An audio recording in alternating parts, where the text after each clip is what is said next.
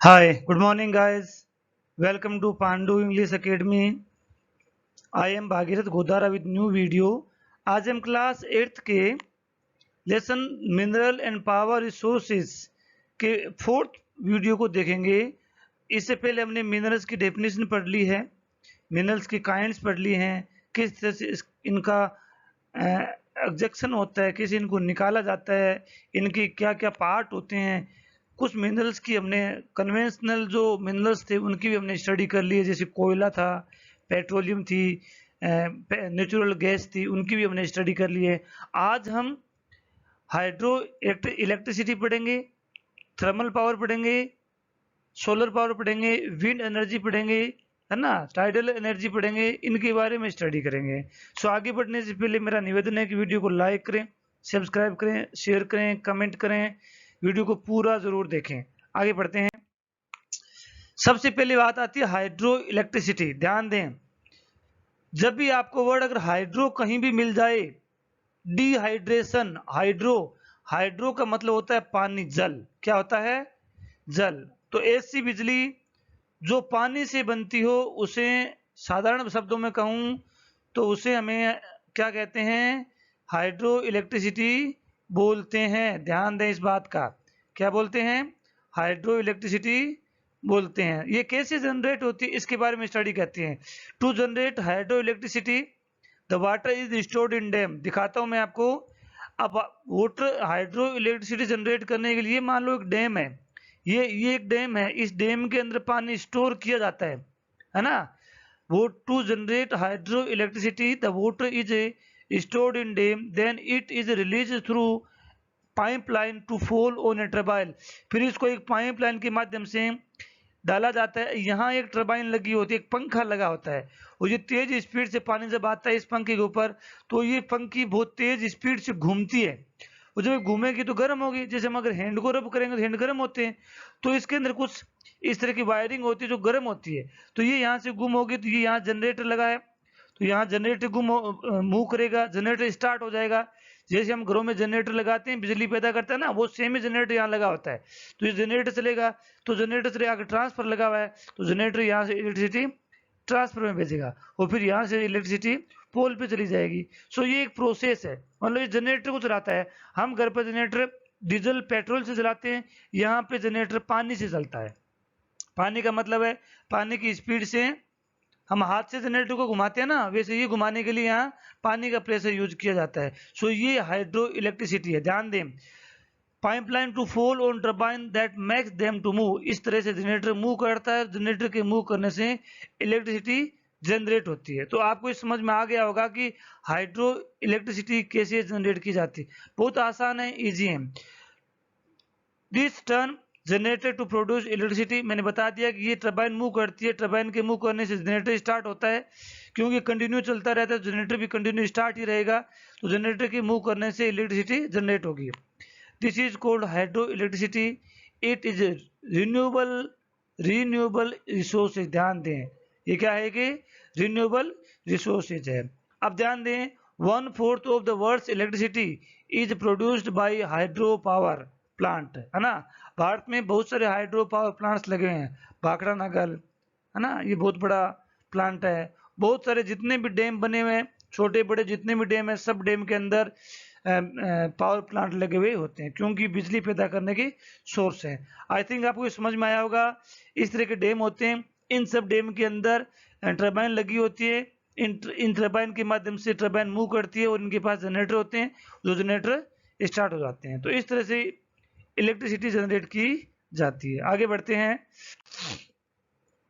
Non conventional source of energy. अभी तक हमने कन्वेंशनल रिसोर्सेज ऑफ एनर्जी पढ़ी थी। अब नॉन कन्वेंशनल का मतलब ऐसे एनर्जी के सोर्स है जो हम बहुत ही कम काम में लेते हैं, गैर परंपरागत है, मतलब ज्यादा यूज नहीं लेते हैं, पहले से यूज नहीं लिए जा रहे थे, है ना, उनको अभी यूज लेना शुरू किया है, लेकिन होते वो रिन्यूएबल है। ध्यान दें, तो ये होते क्या है? The increasing use of fossils fuel is leading to its shortage. ध्यान दें, जो हम फॉसिल्स फ्यूल काम में लेते हैं, कोयला, पेट्रोल, डीजल, ये कभी भी फिनिश हो सकते हैं, क्योंकि इनकी मात्रा लिमिट में है।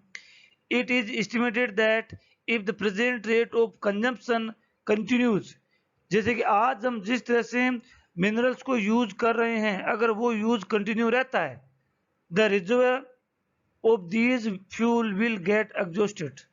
तो जो भी हमने फ्यूल रिजर्व पड़ा है हमारे पास में अंडरग्राउंड में, वो बहुत जल्दी फिनिश हो जाएगा। मोर एवर, इससे भी ज्यादा बात यह है, their use also cause environmental pollution. दूसरी बात ये भी है कि हम डीजल यूज करते हैं, पेट्रोल यूज करते हैं, कोयला यूज करते हैं, ये बहुत ज्यादा पोल्यूशन जनरेट भी करते हैं। तो दो नुकसान है, एक तो ये कभी भी खत्म हो सकते हैं, दूसरा ये पोल्यूशन भी करते हैं। इसका मतलब नॉन कन्वेंशनल जो होगा वो कभी फिनिश नहीं होगा और पोल्यूशन भी नहीं करेगा। तो दो तरीके से होते हैं। आगे बढ़ते हैं। देखो, there is need for using non conventional resources such as solar energy, wind energy, tidal energy which are renewable. वो सभी क्या है? रिन्यूएबल है। ध्यान से पढ़ेंगे।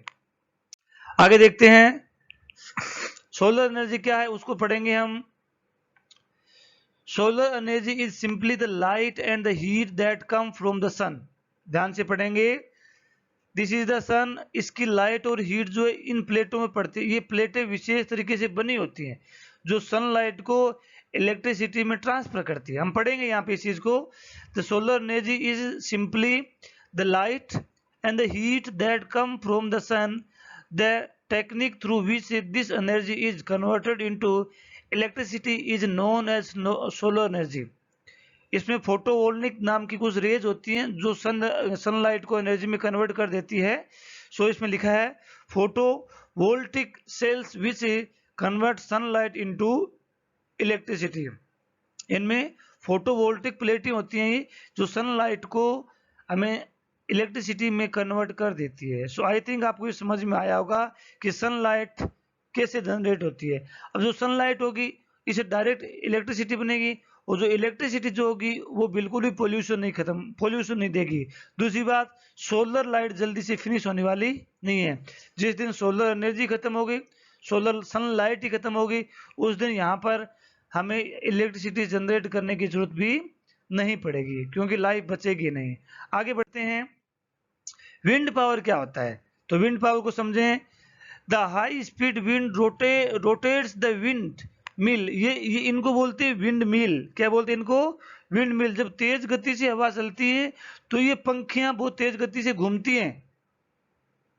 ये पंखियां बहुत तेज गति से घूमती हैं। जब ये घूमती हैं तो इनके अंदर टर्बाइन लगी हुई तो गर्म होती है, और गर्म होने से वो क्या करती है? इलेक्ट्रिसिटी जनरेट करती है। तो ये यहाँ लिखा है, विंड मिल मूव करती है which is connected to a generator to a produced electricity. और ये सभी विंड मिल एक जनरेटर से जुड़ी हुई होती है जो कि इलेक्ट्रिसिटी को जनरेट करती है। तो कितना आसान कंसेप्ट है, बिल्कुल समझ में भी आ रहा है। आगे देखते हैं। न्यूक्लियर पावर एनर्जी, ये एक मॉडर्न टाइप की एनर्जी है। न्यूक्लियर वैसे बहुत ही खतरनाक मिनरल होता है जो इस दुनिया को डिस्ट्रॉय कर सकता है, लेकिन इसको एक राइट डायरेक्शन दे दी गई है। शांति, न्यूक्लियर के दो यूज होते हैं, एक तो होते हैं विनाशकारी यूज, एक होता है निर्माणकारी यूज।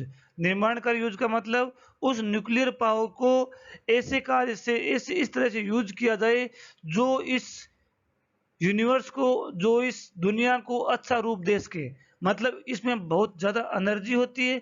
सो यदि इसकी एनर्जी को इलेक्ट्रिसिटी में कन्वर्ट कर दिया जाए तो ज्यादा निर्माणकारी होगा, बजाय इसका विनाशकारी यूज करने के लिए। देखते हैं कैसे किया जाता है। Nuclear power is the use of nuclear reactions that release nuclear energy to generate heat. मतलब कि न्यूक्लियर जो होता है बहुत गर्म होता है। ये इस तरह की भट्टियां होती हैं, इनमें न्यूक्लियर को जलाया जाता है। ये न्यूक्लियर है, इसको जलाते हैं। इनके ऊपर बॉयलर लगे होते हैं जिससे पानी गर्म होता है, पानी से भाप बनती है। भाप एक पाइप के माध्यम से एक टरबाइन के पास जाती है, जिससे वो टरबाइन घूमती है। टरबाइन के घूमने से जनरेट घूमता है, जनरेटर घूमने की वजह से इलेक्ट्रिसिटी जनरेट होती है। बात वही है, टरबाइन जनरेटर, इलेक्ट्रिसिटी जनरेटर ही जनरेट करेगा, लेकिन जनरेटर को मूव करने के लिए हमें डीजल चाहिए, पेट्रोल चाहिए। तो डीजल पेट्रोल की बजाय ऐसे मूव कर सकते हैं। ठीक है ना? तो देखते हैं। Which most frequently is then use in steam turbine. मैंने बताया था कि स्टीम बनेगी to produce electricity in nuclear power plant. Okay, nuclear power can be obtained by nuclear fusion. Nuclear के दो चीज होती हैं, न्यूक्लियर को एक तो तोड़ा जाए, एक न्यूक्लियर को ऐड किया जाए। यहाँ तोड़ा जा रहा है, और जब इसको करते हैं इट इमिट्स जीरो पोल्यूशन, इससे बिल्कुल भी पोल्यूशन नहीं होता है, because no fossil fuel is burnt, क्योंकि इसमें फॉसिल फ्यूल बर्न्ट नहीं किया जाता है। जिसमें न्यूक्लियर कौन कौन से होते हैं, यूरेनियम है, थोरियम है, प्लेटोनियम है, ये न्यूक्लियर होते हैं, कुछ पावर रिसोर्सेज होते हैं जो इलेक्ट्रिसिटी को जनरेट करते हैं। आई थिंक आपको ये समझ में आया होगा। कुछ इसके बारे में और पढ़ते हैं। The greatest producer of nuclear power are USA and Europe हैं। इंडिया में भी काफी यूज होने लग गया है। इंडिया में, राजस्थान में और यूरोप में न्यूक्लियर हैं। जैसे thorium is found in large quantity in monazite sand of Kerala. Kerala की जो मोनोजाइट सैंड है उसके अंदर थोरियम पाया जाता है, और थोरियम में भी न्यूक्लियर पावर पाया जाता है।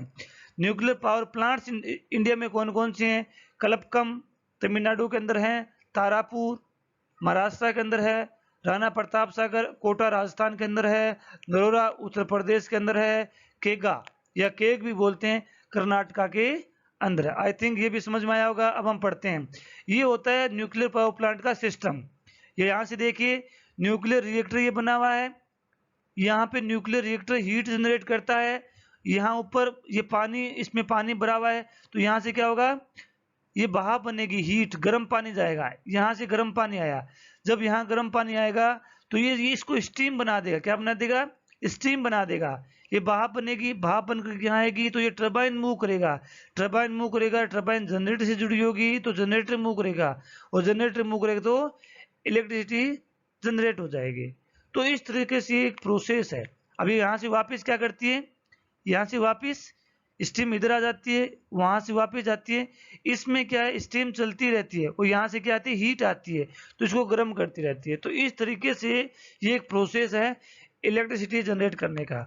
आई थिंक आपको समझ में आया होगा। यदि वीडियो अच्छा लगा हो तो लाइक करें, सब्सक्राइब करें, कमेंट करें, वीडियो को लगातार देखते रहें। अभी बहुत कुछ बाकी है इसी लेसन में। जियोथर्मल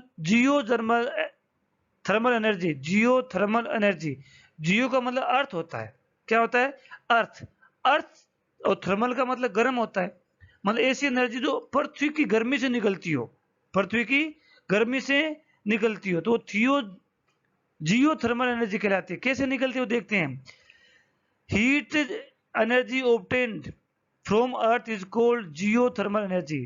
क्या होता है कि मैं समझाता हूं आपको। यहाँ पे पृथ्वी के अंडरग्राउंड में बहुत ज्यादा गैस भरी हुई है, गर्म भाप भरी हुई है, गैस नहीं भाप, गर्म स्टीम भरी हुई है। इस तरीके से ये एक तो ये दिखाया गया है कि वो गर्म भाप कई बार अपने आप बाहर निकल जाती है। ये देखो ये निकली है, ये यहाँ से स्टीम निकली है, तो ये अपने आप बाहर निकलती है, बहुत ज्यादा विनाशकारी होती है। तो जहां हीट ज्यादा होती है वहां इस तरीके से पाइप अंदर डाल के ट्यूबवेल के माध्यम से पाइप उस भाप तक पहुंचाया जाता है। फिर ये भाप जो है एक पाइप के माध्यम से ऊपर आती है स्टीम बन करके, फिर यहाँ टरबाइन लगी होती है, ये टरबाइन मूव करती है जिसे जनरेटर चलता है, और जनरेटर के चलने से इलेक्ट्रिसिटी बनती है। तो हम पढ़ते हैं, the temperature in the interior of the earth rises steadily as we grow deeper. जैसे जैसे हम पृथ्वी के अंदर जाते हैं तो टेम्परेचर बढ़ता है, तो जब टेम्परेचर बढ़ेगा तो उसका लिक्विड जो होगा वो गर्म होगा, तो बाहर बनेंगे, स्टीम बनेंगे, तो स्टीम बाहर आएगी, वही प्रोसेस है। समटाइम दिस हीट एनर्जी में surface itself in the form of hot spring. ये हॉट स्प्रिंग के रूप में ऊपर आ जाती है, इससे विनाश होता है, लेकिन इसको कंस्ट्रक्टिव बनाने के लिए इस तरह का यूज किया गया। This heat energy can be use to generate power. India geothermal plants are located in Manikaran in Himachal Pradesh and Puga valley in Ladakh में। ऐसा क्योंकि वहां इस तरह की जियोथर्मल पावर एनर्जी जनरेट करने के सोर्सेज ज्यादा हैं।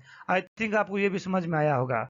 आगे हम देखते हैं टाइडल एनर्जी। क्या है, टाइडल, टाइडल का मतलब समुद्र में ज्वार भाटा आते हैं। देखते हैं, energy generated from tides is called tidal energy. जो एनर्जी टाइड से जनरेट की जाती है उसको टाइडल एनर्जी कहते हैं।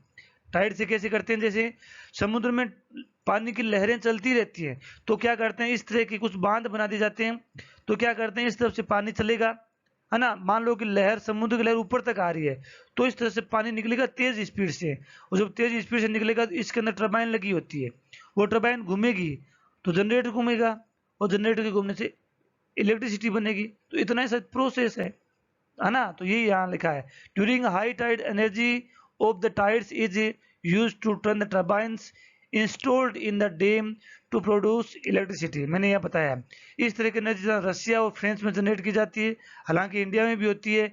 द गल्फ ऑफ कांची, ये कांची नहीं कच्छ है गुजरात में, कच्छ के जो गल्फ है वहां पर इस तरह की एनर्जी की जाती है। ये जो होती हैं जो संकरे गलियारे होते हैं ना वहीं पे होती है, क्योंकि वहां पानी आकर के इकट्ठा होता है, वो इकट्ठा पानी भरता है तो फिर वो धीरे धीरे बाहर निकलता है, इससे एनर्जी जनरेट होती है। आई थिंक आपको ये भी समझ में आया होगा। आगे बढ़ते हैं, बायोगैस सुना सुनाया नाम है। ऑर्गेनिक वेस्ट, जो बायोगैस का मतलब जो वेस्टेज घर के जो होती हैं, एनिमल्स होते हैं, जो हरी सब्जियां होती हैं, जो और कुछ चीजें होती है जिनको हम बाहर फेंक देते हैं, वो सड़ते हैं इसका मतलब उसमें एनर्जी होती है। यदि हम उनको स्टोर करके उनकी गैस को काम में लिया जाता है तो वो एनर्जी के रूप दे सकती है। जैसे कि organic waste such as dead plants, जैसे हरे पेड़ पौधे काटते हैं, है ना, अगर उनको एक जैसे इस तरह के टैंक में डाल दिया जाता है तो वो क्या करते हैं, सड़ते हैं तो गैस निकालते हैं। देखते हैं